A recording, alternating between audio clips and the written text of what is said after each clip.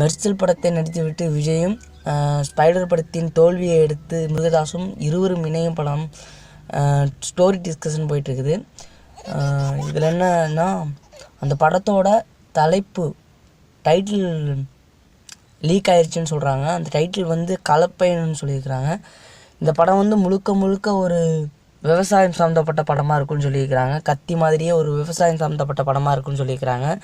இதில் வந்து முழுக்க அந்த நைட்ரஜன் திட்டத்தை பற்றியான கதைன்னு பேச்சு அடிப்படுது. அது மட்டும் இல்லாமல் இந்த படத்தில் விஜய் வந்து கத்தி படத்தை மாதிரியும் ஒரு தெறி படத்து மாதிரியும் ஒரு மெர்சல் படத்து மாதிரியும் டபுள் ஆக்டில் நடிக்க போகிறாரு. இந்த படம் 120 கோடி பட்ஜெட் செலவில் எடுக்க போகிறதா சொல்லியிருக்கிறாங்க. இந்த படம் கண்டிப்பாக அடுத்த வருடம் தீபாவளிக்கு ரிலீஸ் ஆகும்னு சொல்லியிருக்கிறாங்க. அதே நாள் அஜித்தோட விஸ்வாசம் படமும் ரிலீஸ் ஆகும்னு சொல்லியிருக்கிறாங்க. கண்டிப்பாக ஒரு ஜில்லா வீரம் மாதிரி ஒரே நாளில் இந்த 2 படங்களும் ரிலீஸ் ஆகும்னு சொல்லியிருக்கிறாங்க. கண்டிப்பாக இதில் விஜய் ஜெயிப்பாரா இல்லையான்னு நீங்கள் தான் சொல்லணும்.